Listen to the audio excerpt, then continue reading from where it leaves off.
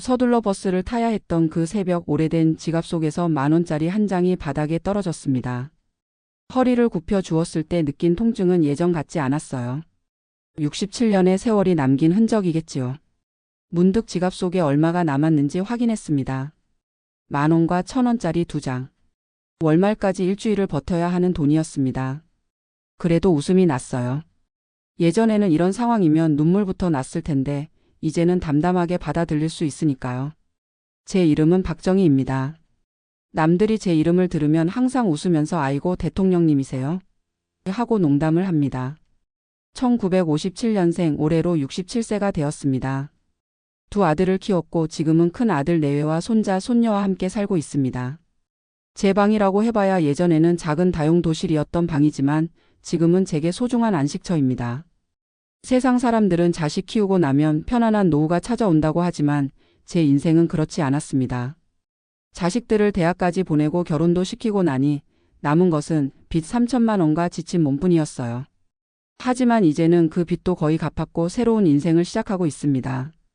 67세의 새 출발이라니 제가 꿈에도 생각하지 못했던 일이죠. 제 이야기는 평범한 한국 어머니의 인생사입니다. 매일 아침 출근길 지하철에서 만나는 수많은 중년 여성들의 이야기와 크게 다르지 않을 거예요.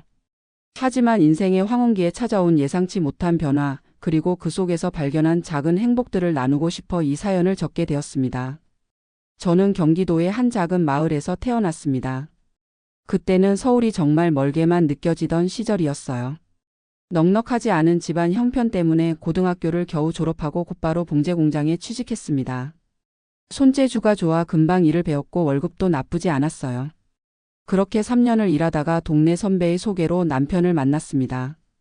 남편은 중소기업에 다니는 회사원이었어요. 성실하고 책임감 강한 사람이라 결혼 생활에 큰 불안은 없었습니다. 첫째 아들을 낳고 3년 후에 둘째 아들을 낳았어요. 두 아이를 키우느라 직장을 그만두고 전업주부가 되었습니다. 그때만 해도 아이는 엄마가 키워야 한다는 생각이 강했으니까요. 남편의 월급은 넉넉하지 않았습니다. 두 아이 키우고 집세 내고 생활비 쓰고 나면 항상 빠듯했어요. 그래도 아이들이 좋은 환경에서 공부할 수 있도록 무리해서 강남의 작은 아파트를 전세로 얻었습니다. 전세금 마련하느라 은행 대출을 받았는데 그때부터 빚의 굴레가 시작되었던 것 같아요. 아이들이 중학생, 고등학생이 되자 교육비가 눈덩이처럼 불어났습니다. 사교육비에 학원비에. 아이들이 엄마 나 혼자만 학원 안 다니면 성적이 떨어져라고 할 때마다 가슴이 아팠지만 어떻게든 보내줘야 했어요. 제가 공부를 더 하지 못했기 때문에 아이들만큼은 좋은 대학, 좋은 직장에 들어가길 바랐으니까요. 그 즈음 남편이 회사에서 구조조정 대상이 되었습니다. 다행히 해고는 면했지만 월급이 삭감되었어요. 살림이 더 빠듯해지자 저는 파트타임으로 일을 시작했습니다. 아침에 아이들을 학교에 보내고 인근 마트에서 진열 일을 했어요. 오후 3시면 퇴근해서 저녁 준비를 했습니다. 그렇게 벌어도 항상 돈이 모자랐어요. 큰아들이 서울의 사립대학에 합격했을 때 정말 기뻤습니다. 밤낮으로 공부한 보람이 있었죠. 하지만 등록금을 마련하기 위해 또 대출을 받아야 했어요. 시부모님께 손을 벌리고 싶지 않았거든요. 우리 아이 공부시키는데 돈 아까울 게 어디 있어? 라며 스스로를 위로했습니다. 둘째도 좋은 대학에 들어갔고 두 아들 모두 무사히 대학을 졸업했습니다. 취업도 잘했어요. 큰아들은 대기업에 작은 아들은 공기업에 들어갔죠. 그때까지만 해도 이제 좀 숨통이 트이겠구나 싶었습니다. 하지만 현실은 그렇지 않았어요. 큰아들이 결혼한다고 했을 때 저희 부부는 망설임 없이 신혼집 마련을 도와주기로 했습니다. 남은 전세금을 빼서 아들에게 주고 저희는 월세방으로 이사했어요. 젊은 애들이 시작을 잘해야지라는 생각이었습니다. 작은 아들도 곧 결혼할 나이가 되어 또 목돈이 필요했고 그렇게 대출은 쌓여갔습니다. 남편이 정년퇴직을 한 것은 제가 60세가 되던 해였습니다. 퇴직금으로 빚을 일부 갚았지만 여전히 3천만 원의 빚이 남아 있었어요. 남편은 경비원으로 재취업했지만 월급은 최저시급에 불과했습니다. 그래도 다행히 건강했으니까 일할 수 있는 것만으로도 감사했어요. 그렇게 하루하루 버티며 살던 어느 날 남편이 갑자기 쓰러졌습니다. 뇌출혈이었어요. 병원비를 감당할 수 없어 국민건강보험과 의료급여로 최대한 절약했지만 그래도 돈은 나갔습니다. 재활치료를 거쳐 간신히 걸을 수 있게 되었지만 더 이상 일을 할 수는 없었어요. 그때 큰아들이 어머니 아버지 이제 저희랑 같이 살아요라고 제안했습니다. 처음에는 거절했어요. 젊은 부부의 삶에 부담을 주기 싫었거든요. 하지만 현실적으로 다른 선택지가 없었습니다. 그렇게 큰아들 가족과 함께 살게 되었습니다. 함께 살면서 가장 힘들었던 건 며느리와의 관계였어요. 서로 살아온 환경이 달랐고 사소한 생활 습관의 차이로 자주 마찰이 있었습니다. 며느리는 직장 다니며 아이 둘 키우느라 바빴고 제가 집안일을 많이 도와주었지만 서로 만족스럽지 못했어요. 저는 제 방식대로 하고 싶었고 며느리는 자기 방식이 있었으니까요. 그러던 어느 날 마트에서 장을 보고 무거운 쌀 한 포대를 들고 오는데 허리에 심한 통증이 왔습니다. 병원에 가보니 디스크였어요. 의사는 무리하면 수술까지 갈 수 있다고 경고했습니다. 집안일을 도울 수 없게 되자 며느리의 눈치가 더 보였어요. 말로는 어머니 쉬세요라고 했지만 한숨 쉬는 모습을 보면 마음이 아팠습니다. 남편의 건강은 점점 나빠졌고 결국 65세에 세상을 떠났습니다. 그렇게 40년을 함께한 사람이 갑자기 사라지니 세상이 무너지는 것 같았어요. 슬퍼할 겨를도 없이 장례를 치르고 나니 또 빚이 늘어 있었습니다. 보험금으로 일부를 갚았지만 여전히 2천만 원 정도가 남아 있었어요. 이제 어떻게 살아야 하나 하는 생각에 며칠을 울었습니다. 국민연금으로 나오는 돈은 월 48만 원. 기초연금 30만 원을 더해도 생활하기 빠듯했어요. 무엇보다 자존심이 상했습니다. 아무리 아들 집이라지만 손 벌리고 살아야 한다는 사실이 너무 괴로웠어요. 어느 날 아침 텔레비전에서 시니어 일자리에 대한 프로그램을 보게 되었습니다. 65세 이상도 할 수 있는 일들이 생각보다 많다는 내용이었어요. 그날로 근처 노인복지관에 찾아갔습니다. 거기서 노인 일자리 사업에 대해 알게 되었고 곧바로 신청했어요. 처음 맡은 일은 초등학교 급식 도우미였습니다. 오전 10시부터 오후 2시까지 주 5일 일하고 월 70만 원을 받았어요. 일이 그리 힘들지 않았고 아이들을 보는 것이 즐거웠습니다. 그렇게 1년을 일하고 나니 500만 원 정도를 모을 수 있었어요. 빚을 조금씩 갚아나갔습니다. 어느 날 복지관에서 실버 바리스타 교육 프로그램을 한다는 공고를 보았습니다. 평생 커피를 마시기만 했지 만들어 본 적은 없었어요. 하지만 새로운 것을 배운다는 게 설렜습니다. 3개월 과정을 성실히 수료했고 자격증도 땄어요. 운 좋게도 지역 내 실버 카페에서 일할 기회가 생겼습니다. 처음에는 서툴러서 실수도 많이 했어요. 에스프레소 머신 사용법도 헷갈리고 우유 스티밍도 잘 안 됐습니다. 그래도 포기하지 않고 매일 연습했어요. 손님들이 이 나이에 새로운 걸 배우시다니 대단하세요라고 할 때마다 뿌듯했습니다. 카페에서는 급식 도우미보다 더 많은 월 90만 원을 받았어요. 게다가 손님들이 주는 팁도 있었습니다. 그렇게 1년 반 정도 일하니 남은 빚을 거의 다 갚을 수 있었어요. 빚에서 자유로워지는 순간 어깨에서 무거운 짐이 내려가는 것 같았습니다. 일을 하면서 많은 사람들을 만났어요. 다양한 연령대의 손님들과 대화하며 세상 이야기를 듣는 게 즐거웠습니다. 특히 제 또래의 어르신들이 오셔서 우리도 뭔가 할 수 있을까? 라고 물을 때면 제 경험을 나누며 용기를 드렸어요. 그렇게 지내다 보니 어느새 저는 정의 바리스타로 불리며 동네에서 유명해졌습니다. 가장 큰 변화는 집에서의 제 위치였어요. 더 이상 부담스러운 시어머니가 아니라 돈을 벌어오는 당당한 가족 구성원이 되었습니다. 며느리와의 관계도 자연스레 좋아졌어요. 서로 직장 다니는 여성으로서 공감대가 생겼고 퇴근 후 함께 저녁 준비하며 나누는 대화가 즐거웠습니다. 손주들도 달라졌어요. 우리 할머니는 카페에서 일하시는 멋진 바리스타야라고 친구들에게 자랑한다고 하더군요. 가끔 카페에 와서 제가 만든 음료를 마시고 할머니 이거 진짜 맛있어요. 라고 말해줄 때면 행복했습니다. 일을 시작하고 나서 또 달라진 건 제 생활 패턴이었어요. 아침 일찍 일어나 준비하고 정해진 시간에 출근하고 퇴근 후에는 취미생활도 조금씩 하게 되었습니다. 복지관에서 하는 스마트폰 교육에 참여해 카카오톡과 유튜브 사용법도 배웠어요. 이제는 손주들에게 물어보지 않고도 스마트폰을 잘 다룹니다. 특히 좋아하게 된 것은 유튜브에서 요리 영상 보는 것이었어요. 평생 한식만 해오다가 이제는 파스타나 리조또 같은 서양 요리도 만들어 봅니다. 며느리가 제 요리를 먹고 어머니 이거 정말 맛있어요. 라고 할 때 가장 뿌듯해요. 새로운 취미도 생겼어요. 카페에서 만난 단골 손님 중에 시니어 모델 활동을 하시는 분이 계셨는데 그분의 권유로 시니어 모델 교육에 참가하게 되었습니다. 처음에는 내가 무슨 하며 망설였지만 용기를 내서 도전했어요. 첫 수업에서 워킹을 배울 때는 정말 어색했습니다. 평생 허리 굽히고 살았는데 갑자기 허리를 펴고 당당하게 걷는다는 게 쉽지 않았어요. 하지만 강사님이 정희님 67년 동안 당당하게 살아오셨잖아요. 그 자신감을 보여주세요라고 격려해 주시니 조금씩 자신감이 생겼습니다. 3개월의 교육을 마치고 지역 행사에서 열린 시니어 패션쇼에 참가했어요. 제 인생에서 처음으로 무대에 서는 경험이었습니다. 다리가 후들거렸지만 음악이 시작되자 연습한 대로 걸었어요. 관객석에서 손주들이 할머니 멋있어요. 라고 외치는 소리를 들었을 때 눈물이 날 것 같았습니다. 패션쇼 이후로 지역 행사나 시니어 관련 광고에 종종 참여하게 되었어요. 많은 돈을 버는 건 아니지만 새로운 사람들을 만나고 다양한 경험을 하는 것이 즐거웠습니다. 평생 자식과 남편을 위해 살아왔는데 이제는 제 즐거움을 위한 활동을 한다는 게 신선했어요. 지금 제 방 벽에는 작은 칠판이 하나 걸려 있습니다. 거기에 매일 감사한 일 3가지를 적어요. 오늘 손님이 커피가 맛있다고 칭찬해 줌, 길에서 만난 이웃이 예뻐졌다고 함, 맛있는 저녁을 함께 먹은 같은 소소한 일들이죠. 이렇게 하루를 정리하면 마음이 편안해집니다. 물론 여전히 어려운 일도 있어요. 가끔 허리가 아프고 무릎도 시큰거립니다. 나이 드는 것은 피할 수 없는 일이니까요. 하지만 제 나이에 다른 분들보다 활동적으로 지내다 보니 건강이 많이 좋아졌어요. 병원에 가는 횟수도 줄었고 약 먹는 것도 줄었습니다. 요즘 제 하루는 이렇게 흘러갑니다. 아침 6시에 일어나 간단히 스트레칭을 합니다. 아침 식사는 제가 챙겨요.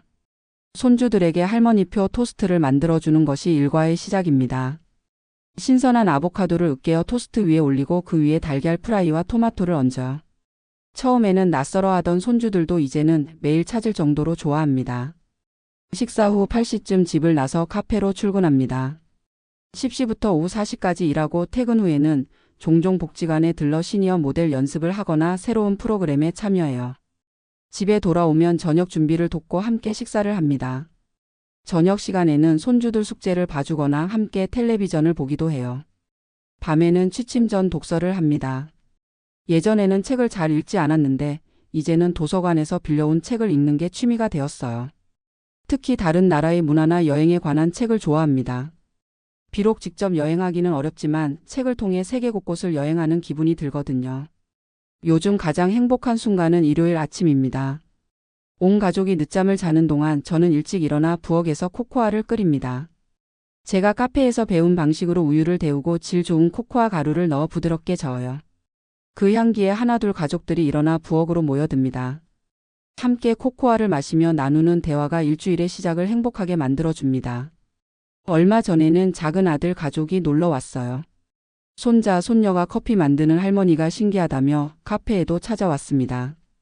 제가 만든 초콜릿 음료를 마시며 좋아하는 모습을 보니 정말 뿌듯했어요.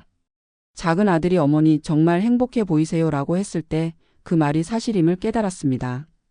정말 지금 저는 행복합니다. 물론 모든 것이 완벽하진 않아요. 여전히 큰아들 가족에게 의존하는 부분이 있고 제 독립된 공간을 갖지 못한 아쉬움도 있습니다. 하지만 이제는 제 삶에 주도권이 생겼습니다. 제 수입으로 용돈도 쓰고 가끔 손주들에게 작은 선물도 해줄 수 있어요. 무엇보다 더 이상 부담스러운 존재가 아니라는 사실이 큰 위안이 됩니다. 최근에는 조금 더 큰 꿈이 생겼어요. 작은 찻집을 열고 싶다는 꿈이죠. 아직은 자본금이 충분하지 않아 실현하기 어렵지만 조금씩 저축하고 있습니다. 동네 어르신들이 부담 없이 모여 차 한 잔 마시며 이야기 나눌 수 있는 공간을 만들고 싶어요. 함께 책도 읽고 때로는 작은 공연도 열 수 있는 문화 공간이 되면 좋겠습니다. 제 나이 또래 분들 중에는 아직도 이제 늙었으니 집에서 쉬어야지라고 생각하시는 분들이 많아요. 물론 그렇게 편안하게 지내는 것도 좋습니다.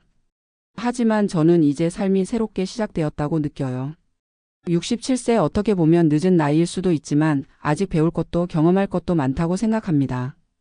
지난달에는 처음으로 SNS도 시작했어요. 인스타그램이라는 걸 만들었는데 거기에 제가 만든 커피나 음식 사진을 올립니다. 처음에는 손주들의 도움을 받았지만 이제는 혼자서도 잘할 수 있어요. 팔로워가 100명이 넘었다고 손주가 알려줬을 때 뭐라고 설명할 수 없는 기쁨이 있었습니다.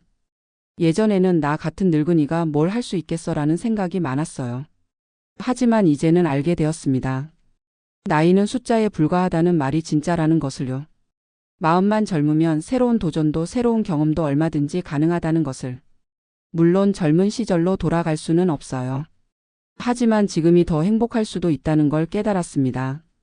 젊을 때는 너무 바빠서 너무 불안해서 행복을 느낄 여유가 없었거든요.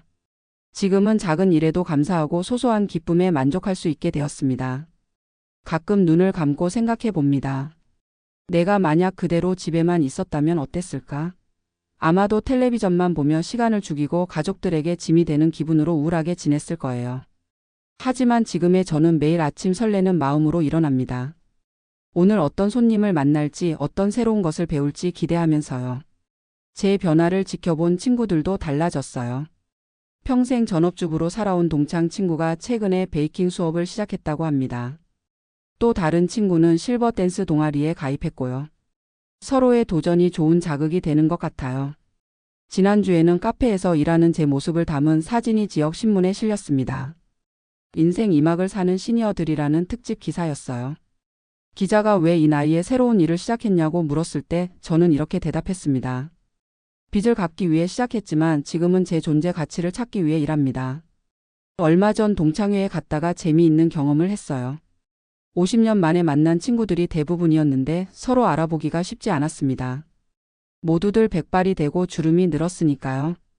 그런데 한 친구가 저를 보더니 정희야, 넌 예전보다 더 젊어 보인다고 했어요. 다들 그 말에 동의하더군요. 저는 웃으며 비결은 일하는 거야. 매일 카페에서 일하면서 젊은 사람들 만나고 새로운 것 배우니까 마음이 젊어진 것 같아라고 했죠. 동창회 자리에서 다들 자식 자랑, 손주 자랑이 한창이었어요.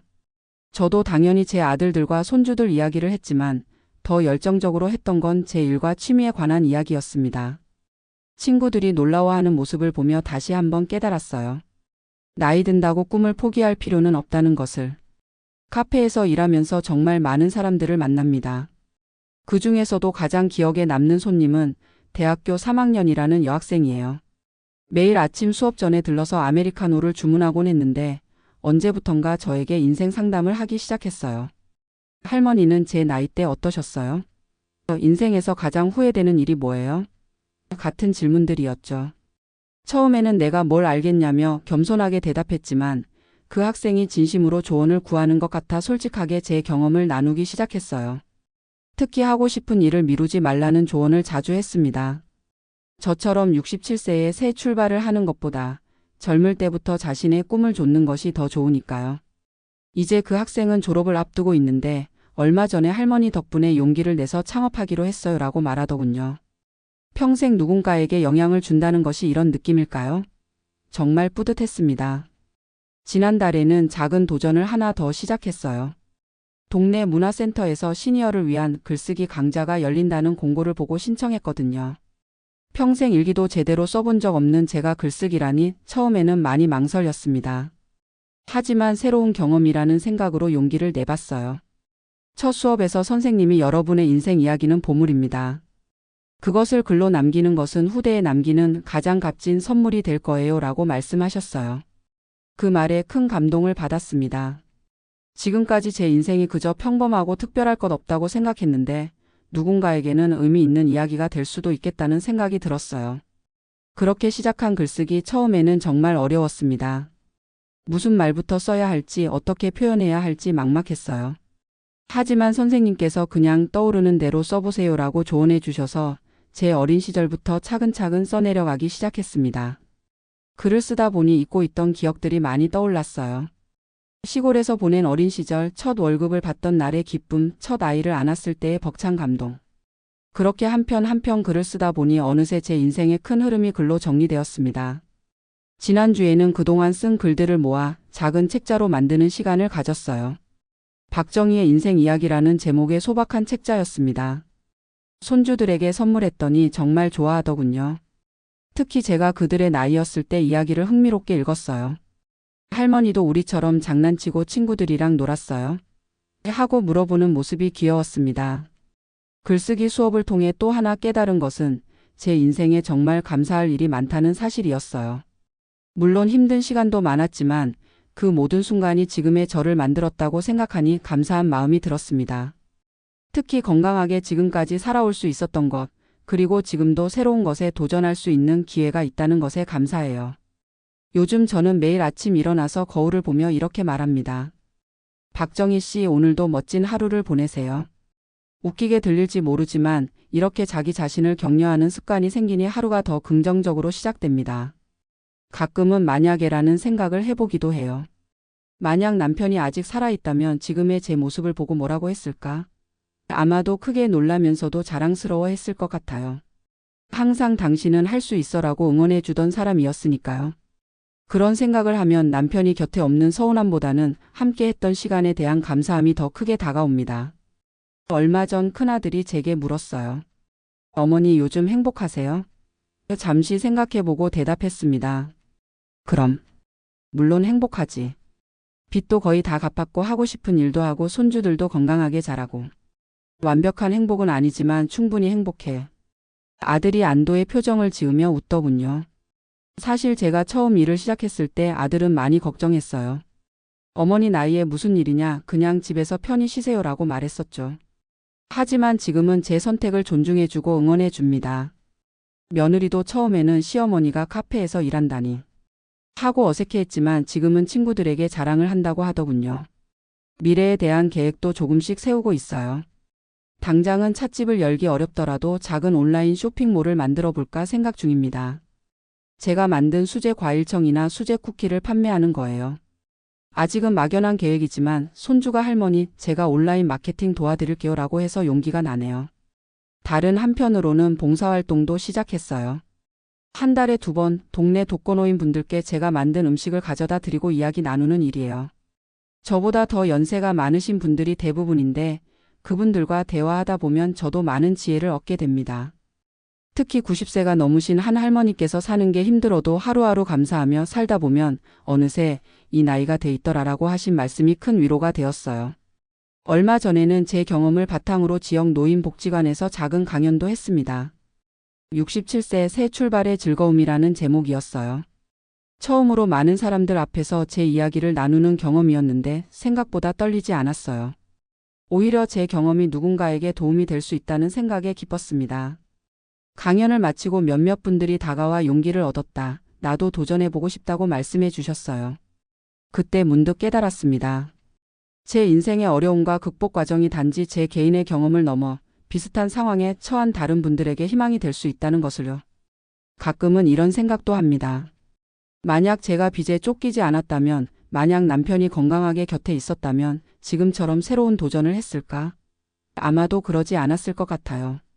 아이러니하게도 제 인생에서 가장 어려웠던 시기가 결국 새로운 시작의 계기가 되었습니다. 삶이란 참 예측할 수 없는 것 같아요. 20대에 꿈꾸던 미래와 지금의 현실은 너무나 다릅니다.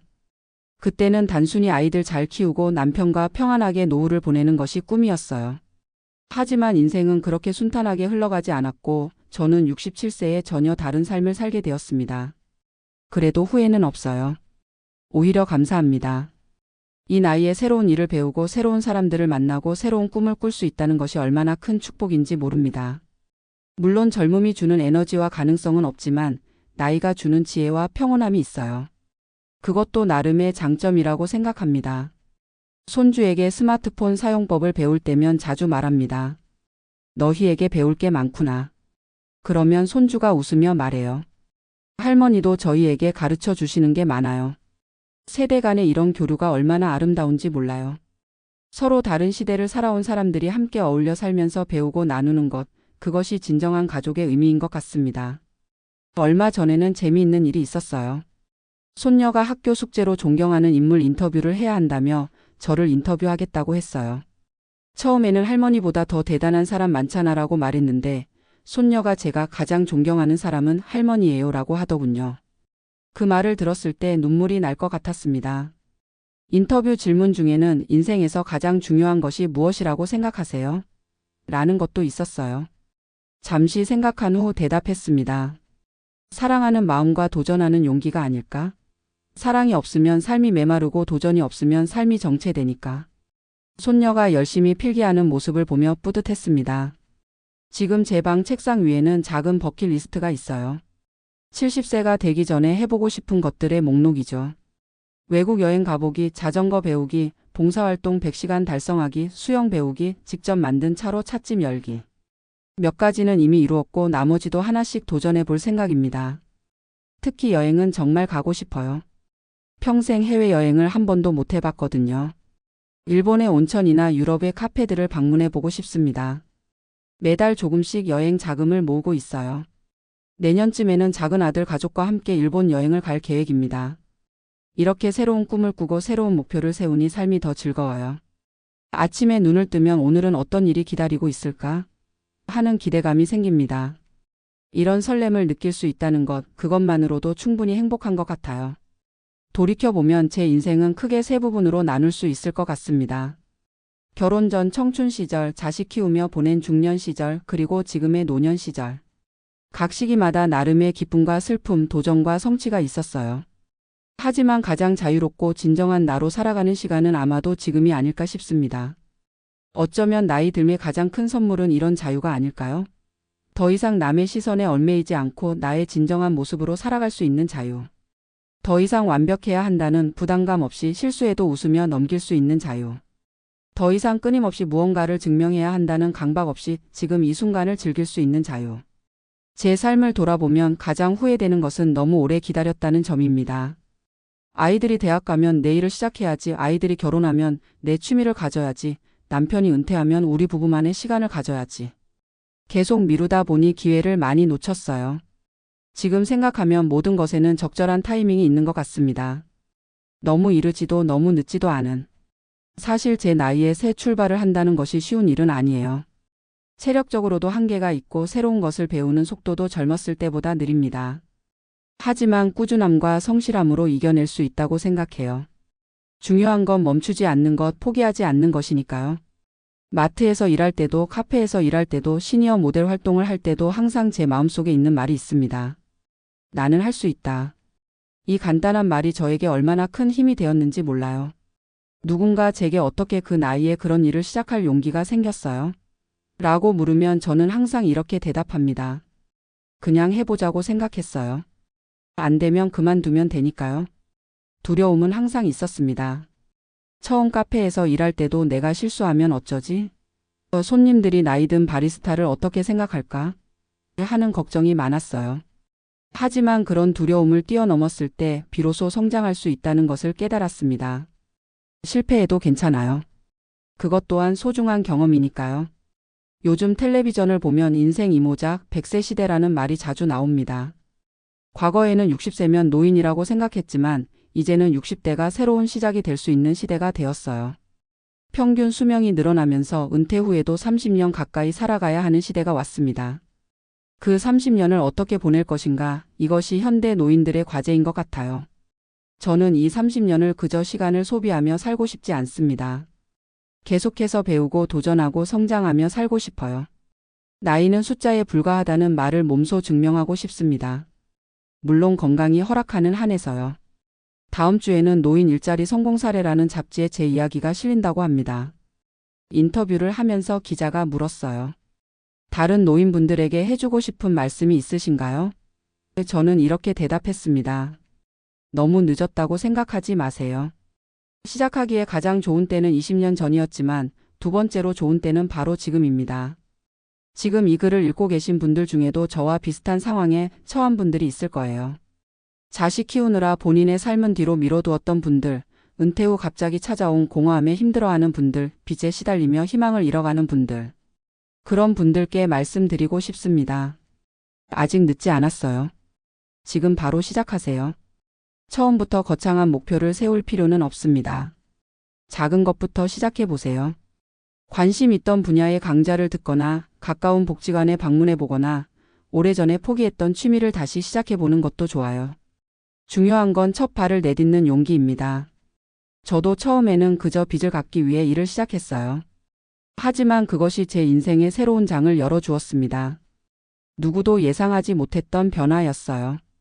여러분의 삶에도 그런 놀라운 변화가 기다리고 있을지 모릅니다. 그저 첫 걸음을 내딛기만 하면 됩니다. 이제 제 이야기를 마무리하려 합니다. 오늘 아침에도 여느 때와 같이 일어나 준비를 마치고 카페로 출근했어요. 커피 향이 가득한 공간에서 다양한 손님들을 만나며 저는 오늘도 행복을 느낍니다. 이것이 제가 꿈꾸던 노후의 모습은 아니었지만 어쩌면 더 풍요롭고 의미 있는 삶이 되었다고 생각해요. 빚 3천만 원과 함께 시작된 저의 67세, 그 새 출발이 지금은 제 인생에서 가장 빛나는 시간이 되었습니다. 앞으로도 저는 계속해서 도전하고 배우고 성장할 것입니다. 아직 제 인생은 현재 진행형이니까요. 그리고 이 글을 읽는 모든 분들의 인생도 마찬가지입니다. 나이에 상관없이 언제든 새로운 시작을 할 수 있다는 것을 기억하세요. 당신의 나이는 단지 숫자에 불과합니다. 당신의 마음이 얼마나 젊은지가 중요하지요. 이 말을 가슴에 담고 오늘도 저는 한 발짝 더 나아갑니다. 67세의 새 출발, 이것이 끝이 아니라 또 다른 시작임을 믿으며